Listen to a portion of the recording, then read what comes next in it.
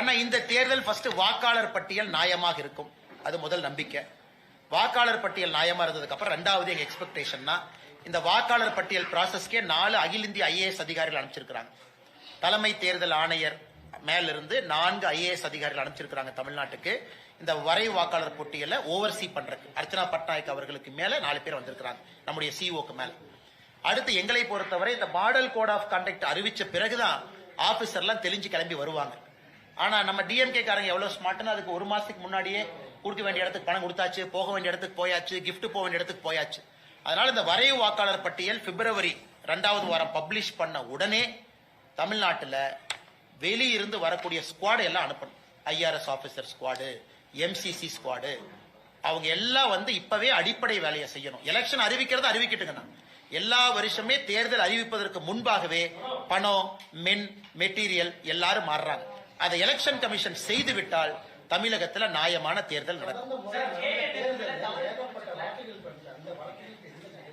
நல்ல கேள்விங்கன்னா எல்லா வழக்குகளும் கம்பவுண்ட் அஃபென்ஸ் தான். அண்ணன் ட்ராக் பண்ணி பாத்தீங்கன்னா எல்லாரும் இன்னாரம் கோர்ட்டுக்கு போய் ஆமாங்க ஐயா நான் தப்பு பண்ணன்னு ஒத்துக்கிட்டு ஃபைனை கட்டிட்டு வெளியே வந்துடுறாங்க.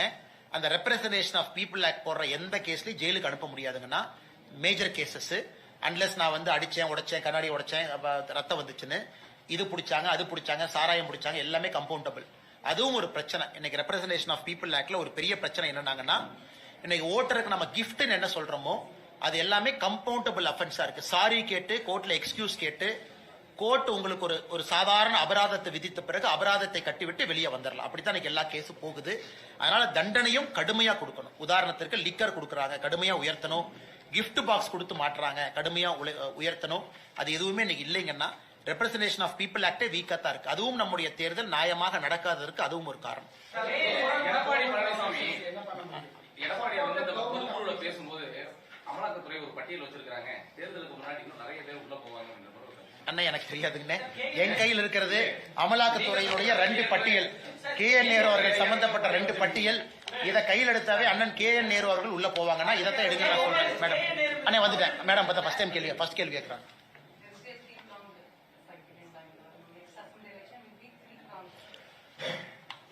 அடுத்த தேர்தலை பொறுத்தவரை அது 3 முனை தேர்தலா அப்படின்னு கேட்டீங்கன்னா இப்போதைக்கு 4 முனை தேர்தல். ஏன்னா அண்ணன் சீமான் அவர்கள் இருக்கிறாங்க, திரு விஜய் அவர்கள் இருக்கிறாங்க, NDA இருக்கு, இந்திய அலையன்ஸ் இருக்கு. அதனால் 4 முனை தேர்தல் இருக்கு. இந்தியாவில் நாம 4 முனை தேர்தலை ரொம்ப குறைவாகத்தான் பார்த்திருக்கின்றோம். சரியான 3 முனை தேர்தலே குறைவாகத்தான் பார்த்திருக்கிறோம். இந்திய அளவில் நம்ம பார்த்தது கிடையாதுங்க.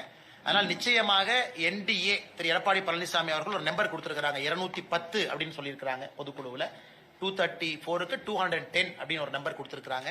அது வந்து ஒரு வரலாற்று சிறப்புமிக்க ஒரு நம்பர். நிச்சயமாக அது வருவதற்கும் வாய்ப்பு இருக்கு. NDA அது வருவதற்கு வாய்ப்பு இருக்கு. காரணம் திமுகவின் மீது கோபம். வலிமையான NDA வரும் பொழுது அந்த நம்பர் நிச்சயமா தமிழ்நாட்டில் வரும். இன்னும் காலம் இருக்கு, பொறுத்திருந்து பார்ப்போம். நிச்சயமா ஆனால் அப்புறம் பேசுவோம், டைம் இருக்குல்ல.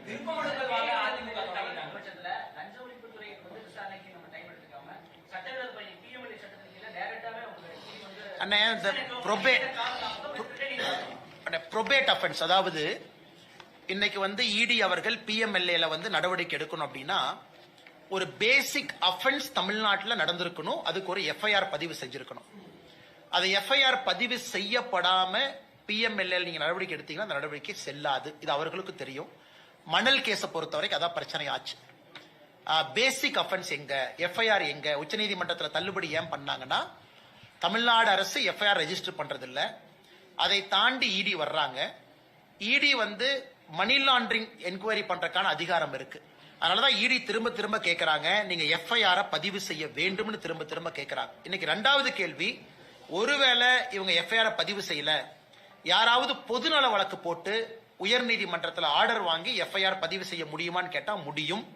இந்த பத்திரிகையாளர் சந்திப்பே ஒரு விதத்தில் அதுக்கு தான் நடத்திக்கிட்டு இருக்கோம். பத்திரிகையாளர் சந்திப்பிலையும் சொல்லி இருக்கின்றோம், இடியும் சொல்லி இருக்கு. இடி தனிப்பட்ட முறையில் அது ஒரு ஏஜென்சி. நாங்க பொதுநல வழக்குல யாராச்சும் பிஜேபியில இருந்து போறாங்க அப்படின்னா கூட முறைப்படி பத்திரிகையாளர் சந்திப்புலையும் நாங்க சொல்லி இருக்கிறோம். அத பத்திரிகை நண்பர்கள் பேப்பர்ல பிரசுரம் பண்ணிருக்கீங்க. அப்படி இருந்தும் எந்த நடவடிக்கை இல்லை அப்படின்னா பொதுநல வழக்குக்கு வாய்ப்பு இருக்கு. அதனால இதனுடைய next natural course of action பொதுநல வழக்கு.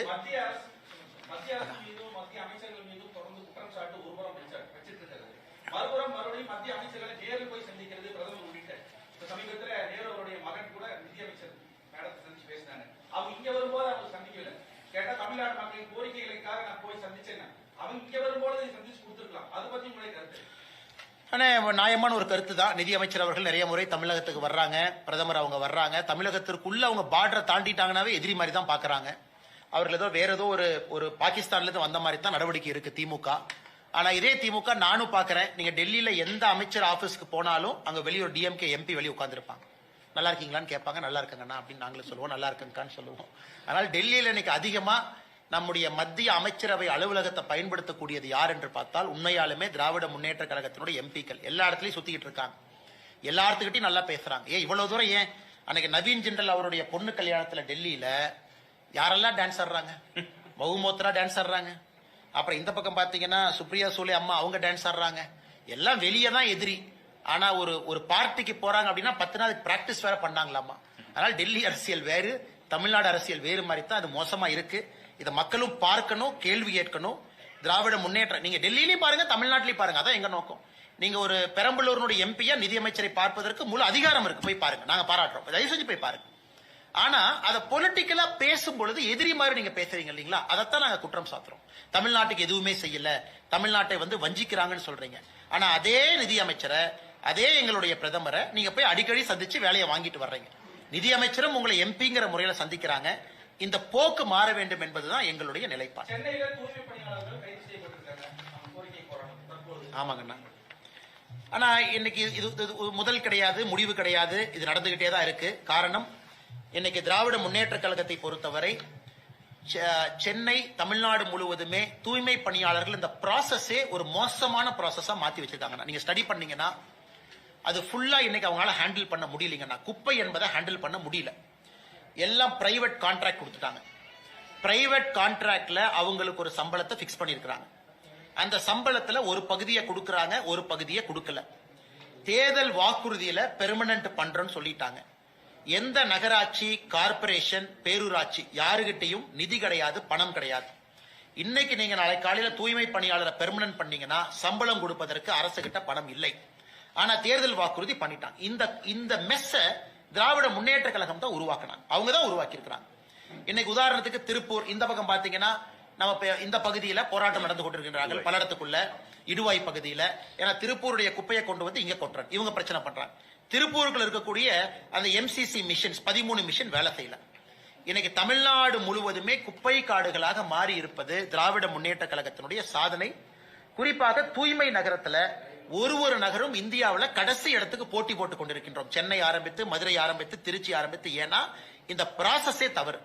அதனால அடுத்து வரக்கூடிய ஆட்சி இதை எல்லாம் சரி பண்ணி முதல்ல இருந்து சிஸ்டத்தை திரும்ப கொண்டு வந்து கான்ட்ராக்டர்ஸ் எல்லாத்தையும் திரும்ப வெளியே போக வச்சு மறுபடியும் முதல்ல இருந்து ஆரம்பிச்சா மட்டும்தான் அதுக்கு சொல்யூஷனா தவறுங்கன்னா இதுக்கு சொல்யூஷன் கிடையாது.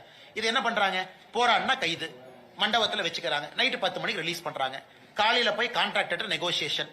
அடுத்து நான் போய் நாங்க தூய்மை பணியாளர் காலை உணவு கொடுப்போம். உடனே இவர் வர்றாரு, நம்ம சேகர் பாபு அமைச்சர். அவங்களுடைய இதை கோவத்தை குறைக்கிறதுக்கு காலை உணவு கொடுப்போம், இட்லி கொடுப்போம் சொல்லி அப்புறம் ஒரு 10 வாரம் சமாதானப்படுத்துவாங்க. மறுபடியும் போராட்டம். இதுக்கு முடிவே கிடையாது. நாங்கள் தூய்மை பணியாளர்களோடு இருக்கின்றோம்.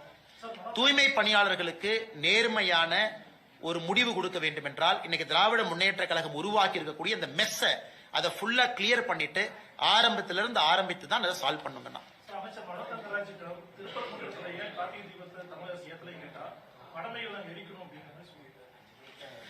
ஆனா மனோ தங்கராஜ் அவர்கள் அவங்க ஊரு கிள்ளியூர்ல நேற்று நம்முடைய GR சுவாமிநாதன் அவர்கள் குறிப்பிட்டு காட்டியிருக்கிறாங்க. கிள்ளியூர்ல மயிலாடும் பாறை ஒரு பாறை இருக்குங்கண்ணா கிள்ளியூர்ல. அங்க வில்சன் ஒருத்தர் மதுரை பெஞ்ச் மெட்ராஸ் ஹைகோர்ட்ல கேஸ் போடுறாரு. ஜட்ஜ் ஆர்டர் போறாரு, சுவாமிநாதன் அவர்கள் இல்ல மயிலாடும் பாறைக்கு மேல எடுத்த முருகரை கொண்டே மறுபடியும் வைங்க. டைரக்ஷன் கொடுக்கிறாரு, முருகரை கொண்டே மயிலாடும் பாறையில கிள்ளியூர்ல வைங்க. இதுவரை அந்த டைரக்ஷனை ஃபாலோ பண்ணல, முருகரை கொண்டு போய் பாறை மேல வைக்கல. இதே GR சுவாமிநாதன் அவர்கள் திருப்பரங்குன்றத்துல தீபத்தூண்ல தீபம் ஏத்தணும், அதையும் ஃபாலோ பண்ணல. இதே GR சுவாமிநாதன் அவர்கள் திண்டுக்கல்ல இன்னொரு பகுதியில் கிறிஸ்தவர்கள் இந்துக்கள் ஃபைட் பண்றாங்க, அங்க கார்த்திகை தீபம் ஏத்தணும், அதையும் ஃபாலோ பண்ணல. அதனால இன்னைக்கு இந்த அரசு நியாயப்படி இது 356 பயன்படுத்த வேண்டிய அரசு. ஒரு கோர்ட் கொடுக்கக்கூடிய டைரக்ஷனையே ஃபாலோ பண்ணலீன்னா அந்த அரசுக்கு என்னென்ன வேலை? ஆனா மோடி அவர்களோ மத்திய அரசோ வேற யாருமோ இன்னைக்கு 356 பயன்படுத்துறதே கிடையாது. காரணம் எல்லாமே நியாயமா நடக்கணும், நேர்மையா நடக்கணும், எல்லாமே இறைமாட்சியின்படி நடக்கணுங்கிற ஒரே காரணத்துல மோடி அவர்கள் எங்கேயுமே 356 பயன்படுத்தியதில்லை, பயன்படுத்த போறது கிடையாது. அதனால இவங்க இவ்வளவு தவறுகளை செய்து கொண்டே இருக்கின்றார்கள் ஆட்சியாளர்கள். இதை நாங்க மக்கள் மன்றத்தில் வைக்கிறோம். 2026 இதற்கான பதில் வரும் என்று நினைக்கின்றோம். அதனால மனோ தங்கராஜ் அவங்க திருப்பரங்குன்றத்தை பார்க்கறத பக்கத்துல கிள்ளியூர் இருக்கு, மயிலாடும்பாறை பக்கத்துல இருக்கு. அதை பார்த்து விட்டு மதுரை உயர்நீதிமன்றம் கொடுத்திருக்கக்கூடிய தீர்ப்பை கிள்ளியூர் மயிலாடும்பாறையில இம்ப்ளிமெண்ட் பண்ண சொன்னா நாங்க சந்தோஷமா இருக்கும். திருப்பரங்குன்றத்தில் இருக்கக்கூடிய அந்த கல் வந்து தேசிய அளவில் திருப்பரங்குன்றம் சம்பந்தமா போராட்டம் சம்பந்தமா RSS சின்ன மீட்டிங் பண்றாங்க. ஆனா எனக்கு தெரியாதுங்கன்னா RSS தலைவர் திரு மோகன் பகவத் ஐயா அவர்கள் தமிழ்நாட்டில் 3 நாள் சுற்றுப்பயணம் முடிச்சுட்டு இப்பதான் போயிருக்கிறாங்க. எங்களுடைய RSS மூத்த தலைவர்கள் அவங்க எல்லாம் முடிவெடுப்பாங்க. பாரதிய ஜனதா கட்சியை பொறுத்தவரை சகோதரர் சூர்யா அவங்க கைது செய்யப்பட்டாங்க, காவல்துறை தாக்குனாங்க. அந்த காட்சியெல்லாம் நம்ம பார்த்தோம். நயினார் நாகேந்திரன் அவர்கள் மாநில தலைவரை கைது பண்ணாங்க, சம்பந்தமே இல்லாம அதெல்லாம் பார்த்தோம். பாரதிய ஜனதா கட்சி போராடி கொண்டிருக்கிறது, தொடர்ந்து போராடும். இந்த கல் வந்து சர்வே கல் தான் சொல்லி இன்னைக்கு நீதிமன்றத்தில் தமிழக அரசு உறுதிபட அண்ணே மறுபடியும் நம்ம சொல்லுகின்றோம்னா இன்னைக்கு அவங்க ஏஎஸ்ஐ வைத்து யாரை வைத்து அவங்க போட்டாலும் கூட ட்ரிக்னோமெட்ரிக்கல் சர்வே ஆஃப் இந்தியா அப்ப கொண்டு வந்தது பிரிட்டிஷ் காலத்துல 1800 லேட் 1800 இருந்து கதை சொல்றாங்க. இது உறுதியாக இது சர்வேக்கள் கிடையாது. ஆர்கியாலஜிக்கல் சர்வே ஆஃப் இந்தியா யாரோ ஒரு நாள் அதிகாரிகளை மேல அனுப்பிச்சிருக்கிறாங்க. அவங்க என்ன ரிப்போர்ட் கொடுத்தாங்கன்னு தெரியாதுங்கன்னா இது எல்லோருக்குமே தெரியும். நம்ம கிட்ட சான்று இருக்கு, பல இலக்கிய சான்று இருக்குது. அது தீபத்தூண் 2 லிட்டர் மேல எண்ணெய் பிடிக்க முடியும். சர்வேக்கள் 2 லிட்டர் எண்ணெய் ஊத்துறதுக்கு எதுக்கு சர்வேக்கள் வைக்க போறாங்கன்னா கார்பன் டேட்டிங் எல்லாம் எடுத்து பாத்திரலாங்கன்னா எல்லாத்துக்குமே தெரியும் அந்த தூண் எத்தனை நாள் அங்க இருக்குன்னு. அதனால தமிழக அரசு பொய்யின் மீது பொய்யை சொல்லி அவங்க தான் மாட்டிக்க போறாங்க.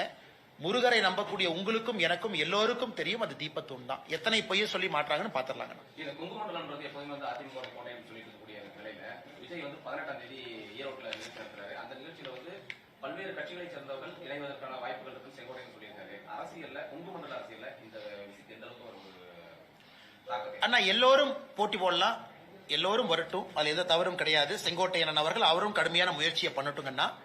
ஆனா மக்கள் ஆட்சியை மாற்றணும்னு முடிவு பண்ணிட்டா கடைசியில எப்படி ஓட்டு போடுவாங்கன்னாங்கன்னா ஆட்சி அமைக்க தகுந்தவர் யார், யாருகிட்ட ஆட்சியாளர்கள் இருக்கிறாங்க, யாருகிட்ட எம்எல்ஏஸ் வருவாங்க, யாரு எம்எல்ஏவை எனக்கு பழக்கம், எந்த எம்எல்ஏவை நான் வீட்டுல போய் பார்க்க முடியும், எந்த எம்எல்ஏ ஆல்ரெடி இருந்திருக்கிறாங்க, இப்படித்தான் மக்களுடைய மனசு இருக்கும்.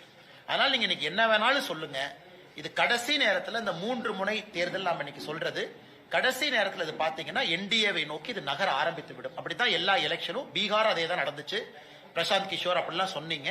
அதனால திரு விஜய் அவர்கள் தமிழக வெற்றி கழகம் செங்கோட்டையன் கடுமையா முயற்சி பண்ணட்டுங்கன்னா. ஆனா மக்களுடைய மனநிலையை பொறுத்தவரை கடைசி நேரத்தில் அப்படி இருக்காதுங்கன்னா இது வேறு மாதிரி தான் மாறும். அதை நீங்களும் பார்க்க போறீங்க, நானும் பார்க்க போறேன். பெருமளவு வெற்றி, பெரிய வெற்றி தேசிய ஜனநாயக கூட்டணி பெறப்போகிறது. அதை பார்க்கத்தான் போகிறோம். இன்னைக்குதான் ஃபர்ஸ்ட் டைம் பத்திரிகையாளருக்கே போர் அடிச்சு போச்சு. ஆனா நீங்க தான் முடிச்சிட்டீங்களே அண்ணே, நீங்களே முடிச்சதுக்கு அப்புறம் நான் பதில் சொன்ன